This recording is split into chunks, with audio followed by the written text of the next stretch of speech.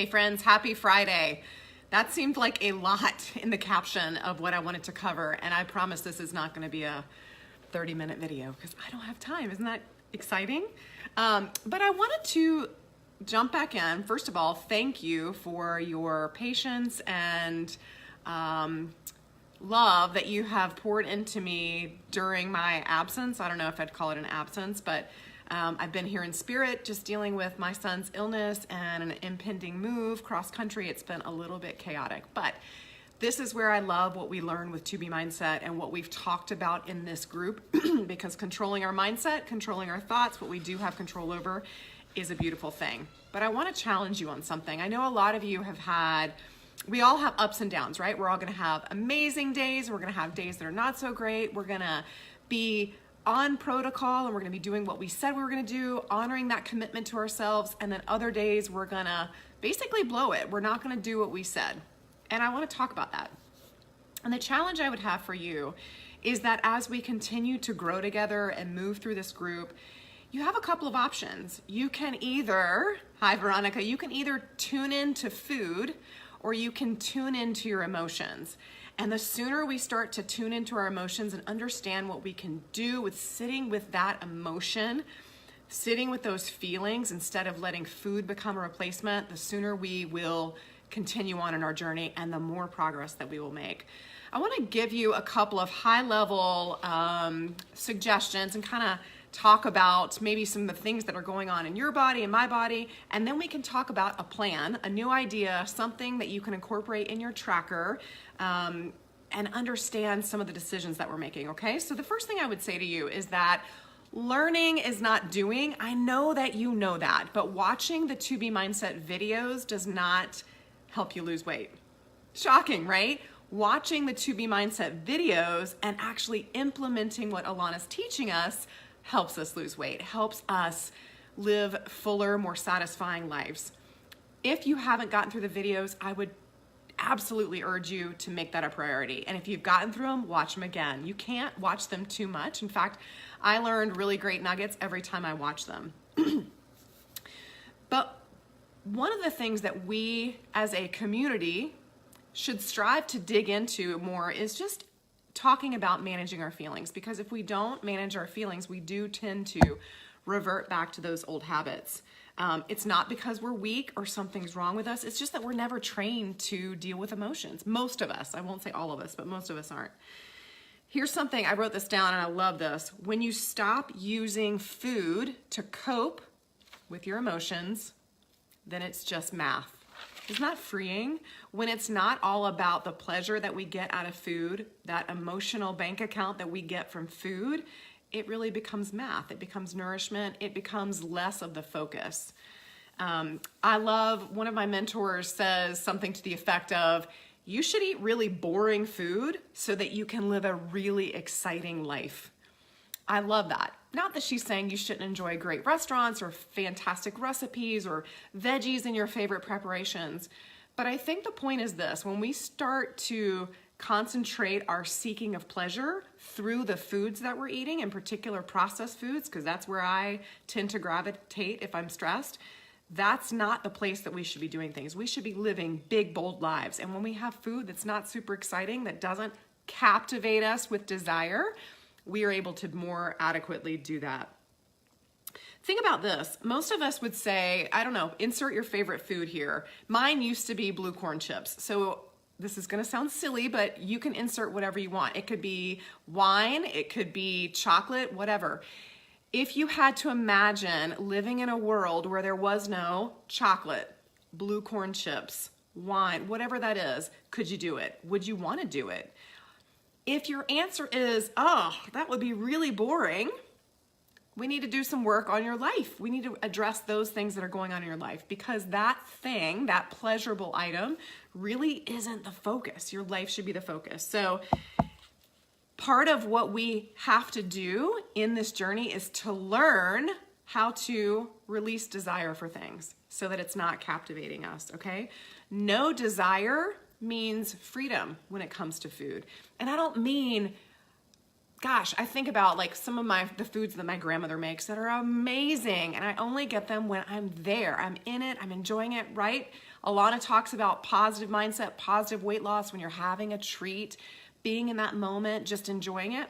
That is very different than having desire every single day for half a bottle of wine or an ice cream sundae every single day as a stress release. Do y'all follow me? Is this all making sense? Give me some thumbs up if this is making sense to you.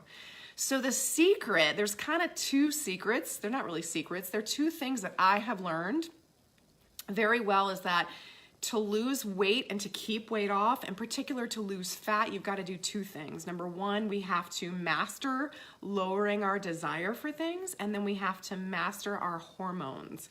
And we're going to talk about both of those more in depth on a different video, but I want to give you that kind of 50,000 foot view, because so much of what we experience in life, it's hand in hand, right? Hormones are out of whack. And when I say hormones, I'm not talking necessarily progesterone, testosterone, and estrogen. I'm talking about insulin. I'm talking about ghrelin and leptin. And insulin, you're probably very aware of. We think eat sugar, insulin goes up, right? That's very true. When insulin is unregulated or too high in your body too long, it distorts the other hunger hormones. So ghrelin, which is the one I always think of like growling stomach. If your stomach is growling, that means you're hungry. Ghrelin controls your urge to eat. It is basically your built-in hunger scale. Leptin is telling you you're full. When those things are off, when those hormones are off, I have no idea what they're doing outside. Strange noises. When those hormones are off, you probably feel hungry all the time. Have you ever felt hungry all the time? I went through a period, I don't know, a couple of weeks ago, where I couldn't stop eating. Not because I was stressed out and like wanted to numb out.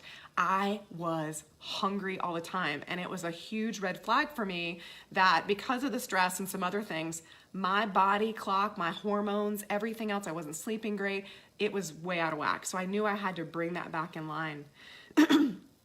But when it comes to managing those emotions and managing desire, I think when we live unconsciously and we just kind of gravitate towards things that it's daily life, and without thinking, raise your hand, have you ever been in the kitchen, right? You're standing at the pantry, you have no idea what you're there for. You're just there looking for something to graze on. I've done that. In fact, I remember, this has been several years ago, I remember opening a bag of blue corn chips. Like I said, it used to be my thing. Opening a bag of blue corn chips, and when I kind of came to, I was at the bottom of the bag. I have no idea what propelled me to be there, but that was complete unconscious eating. We want to avoid that. We want to be in touch with who we are, who we were created to be. And to really start to dial into those emotions. What is that that's driving us there? And we've talked about that CTFAR, the circumstance, thought, feeling, action, result. We're not going to go into that right now.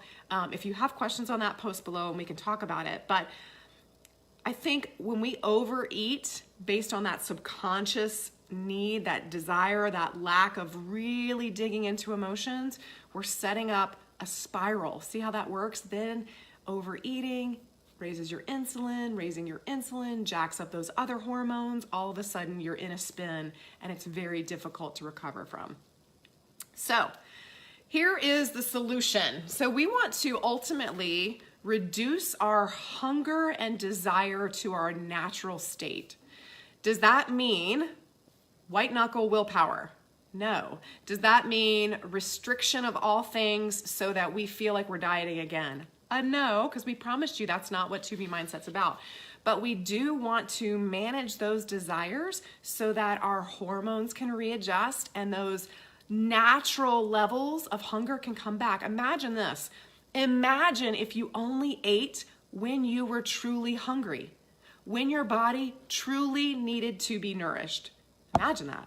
Like, you would go back to your set weight pretty quickly. But most of us, and I would argue probably all of us in this group to a certain extent, our natural hunger cues, those hormones are out of whack.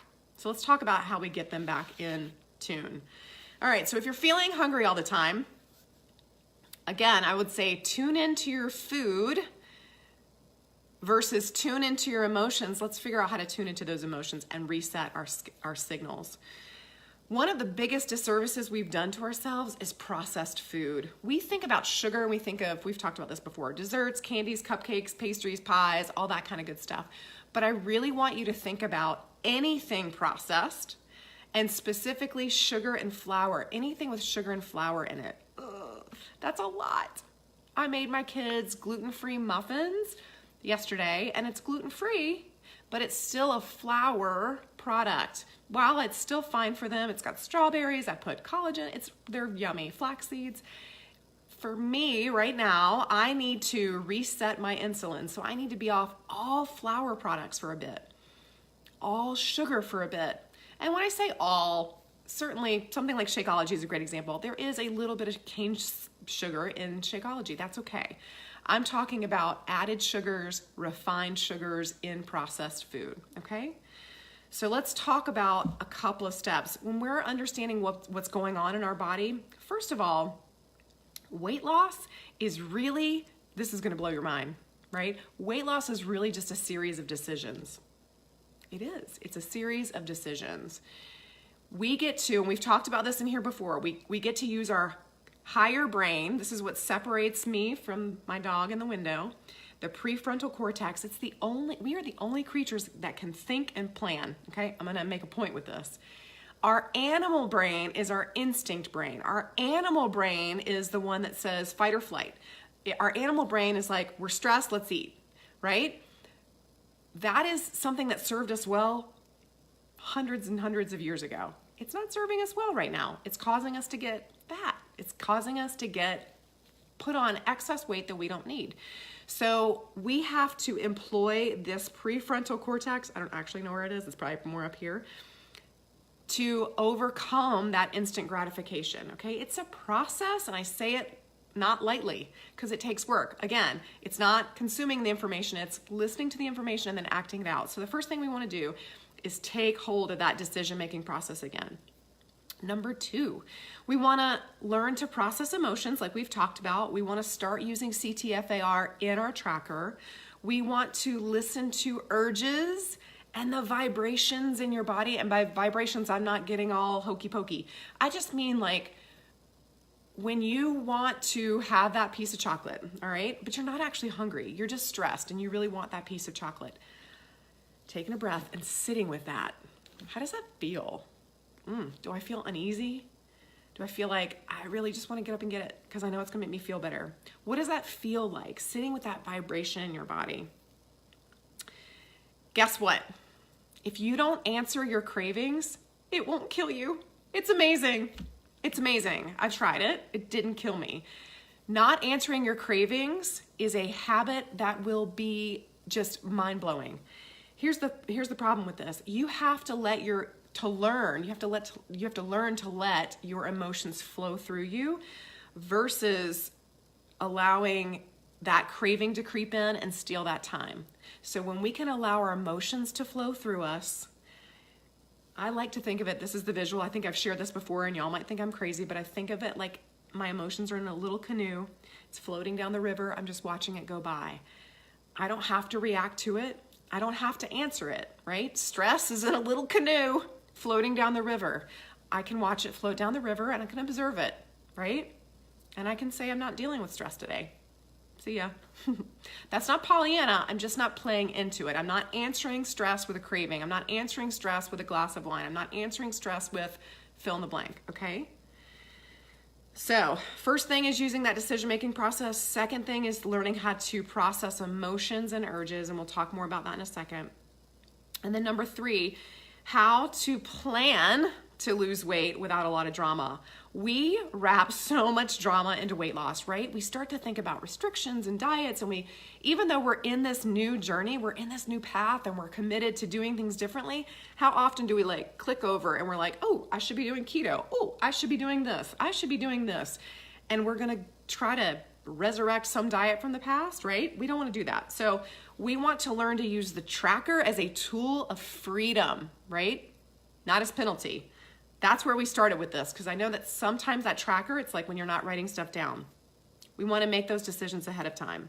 We don't want to allow emotions to be there, and we don't want to interpret the data in an emotional way. Just like I guarantee you, if you've been weighing yourself every day, you're probably to a point where you're like, it's no big thing. It's just a piece of data. It's not driving my emotional capacity.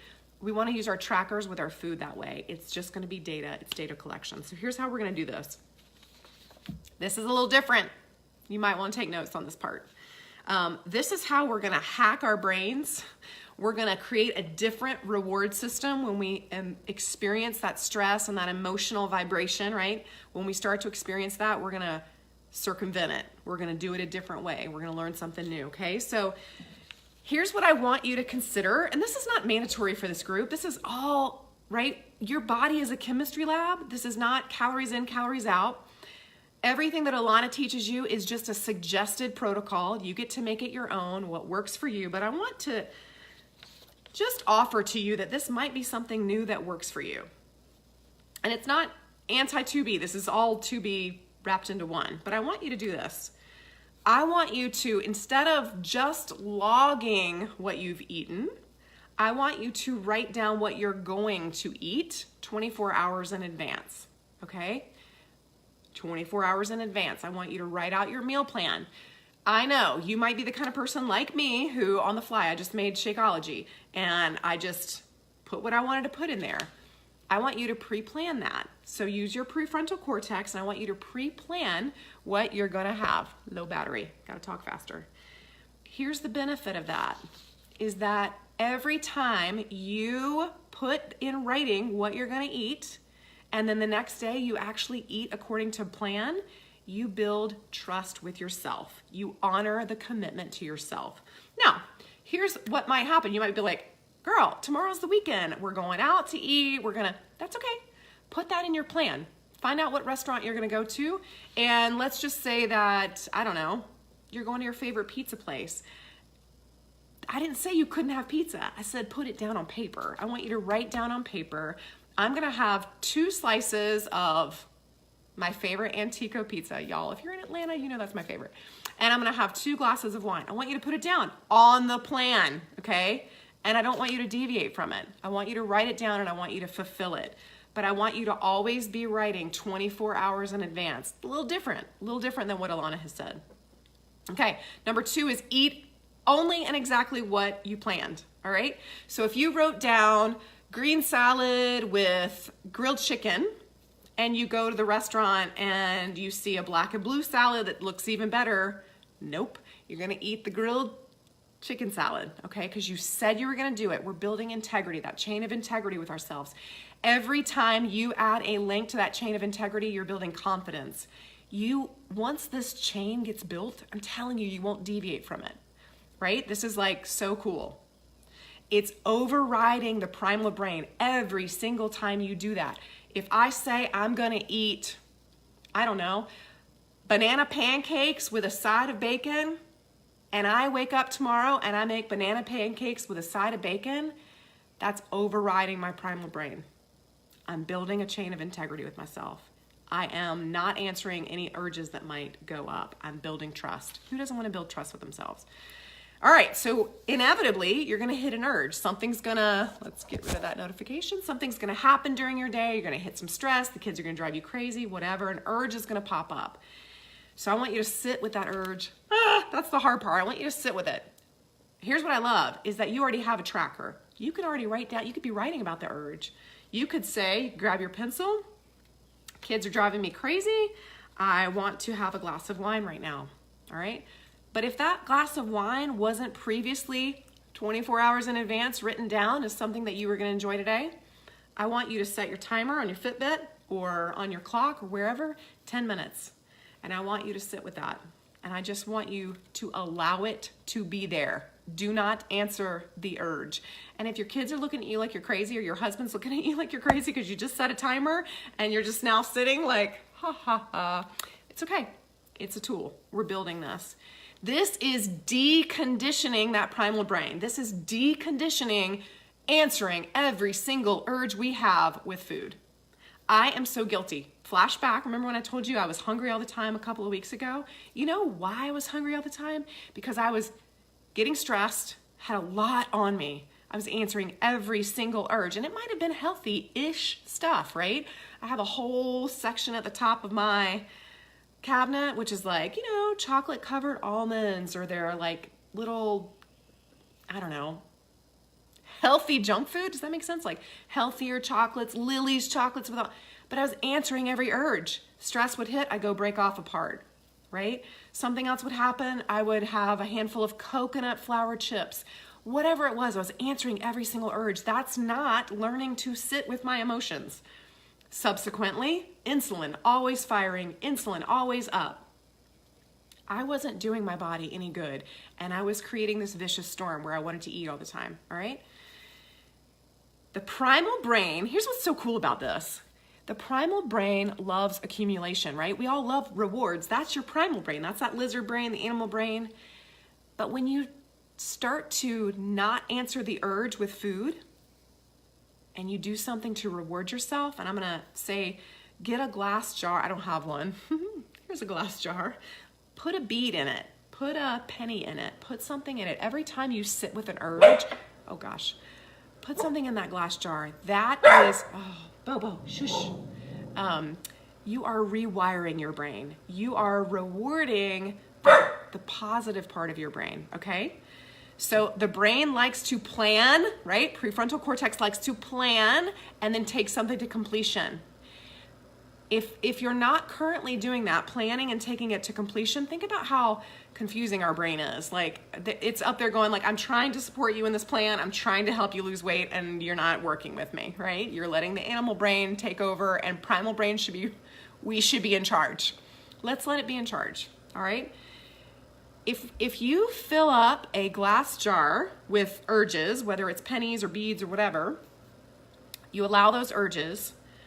I've heard this mentioned, about 100 urges, and 100 urges could be 1 week. It could be a weekend, But allowing those urges and learning to sit with it and not answer it with food, you know what that leads to long-term? About a 20-pound weight loss. Who wants to lose 20 pounds? I'd like to lose 20 pounds. How freeing is that when we're not answering everything with food, okay? I also heard recently, and I didn't write it down, I gotta find it. A mentor of mine said, snacking is always an emotional event. And I was like, what? Because I get hungry in between meals. I need a snack. That's justified, especially if I'm working out, I'm getting hungry. She was like, no, it's emotional. That is purely emotional. Your body doesn't need that extra fuel in between meals. Now, you don't have to listen to that. I'm just saying, let's pre-plan our food and let's not answer all the urges, okay? We're gonna track our weight every morning. We're already doing that. And then we're gonna write down any urges that were unplanned that you answered, because you're not gonna start this and be perfect. And that's the beauty of this group, is that we're looking at progress, not perfection. I don't ever want to give you a suggestion for something you could try that's gonna set you up to fail. We already know life is 50% great, wonderful, happy things, and 50% disappointing and sometimes miserable things. So we're gonna fail sometimes.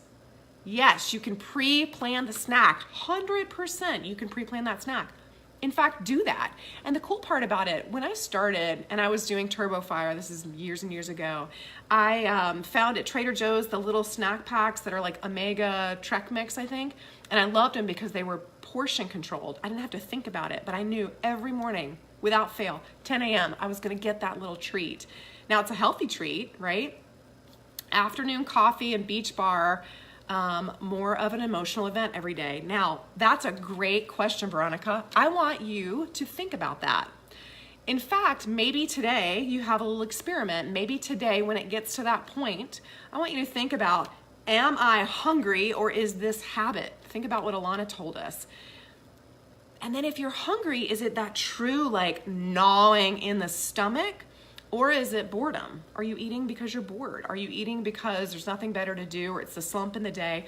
Could you instead perhaps maybe grab that cup of coffee and go outside? I don't know if you have a dog, take the dog for a walk, or go outside and just do some deep breathing exercises. Would that serve the same consolation for your brain? It would certainly build a new habit, but challenge yourself with that. try doing the urge. Try doing the urge. I can't see why you wouldn't be able to resist that. Unless, honestly, unless you're doing a lot of heavy working out or you're not eating enough at your meals, I would say let's sit with it. Let's test that out. 2 weeks is really an amount of time to test these things out to see if it's working for you. You can't do it in a day, and I can't predict for you if it'll work, but I think that's a great way to go about it. And then the last thing, let me just go through the 6 steps. You write down exactly what you're gonna eat 24 hours in advance. Number 2, you eat only and exactly what's on your plan. Y'all, that's not easy, but you can do it, right? Some of you won't try, and that's okay too. But I'm offering, if you're stuck, let's try something a little bit different. Number 3, for each urge, allow 10 minutes. Journal that out. Journal CTFAR. Find out what that urge is coming from. The primal brain loves accumulation. So then if you resist an urge, not really resist an urge, but sit with an urge, like I'm not trying to say white knuckle it, but sit with that urge, find out what that urge is, put a glass bead in the jar, a penny in the jar, or however you want to do it. Accumulate those things, all right? Accumulate those urges. Track your weight and your unplanned urges each day. And then number 6, repeat until you have hit the magic number 100. If you're willing to do this challenge with me, and I'm willing to do this challenge, and I'll tell you why, things are only going to be more stressful for me until we move. I don't know when we're moving. I don't know where we're moving. I don't know when our house will sell. I don't know if it will sell. All these things, I don't know when my son will get healthy. I can't control any of it. So in lieu of being able to control the stress and all that kind of stuff, I know the stress is coming for me. So why not manage the urges? Why not manage the things that I can, which is right here, my prefrontal cortex, right? And change some of those habits. This is how high tides rise all boats. So I can already tell you, me and Veronica, we're gonna be girlfriends on this. We're gonna do this together. And when we hit that 100, we're gonna celebrate because I guarantee we're both gonna lose weight. And number 2, we're gonna learn a whole lot about our emotional health, which is equally as powerful, right? What if we could teach our kids these tools? What if we could teach our spouses and families these tools? Like that, I just got chills. Like that to me really sets us up for a lifelong legacy of change, which you're not gonna get in any other group. So who's in to do this challenge with me, tuning into our emotions instead of tuning into food and really getting after these urges, right? Drop it here, high five to y'all. Post any questions that you have below. I'd love to talk more about this, and then we will get through more of some of that unconscious eating, some of the emotional eating. What do urges mean, and what do I really mean about flour and sugar? Is she serious? Flour and sugar, that's hard. But we're gonna talk about it. Love you guys.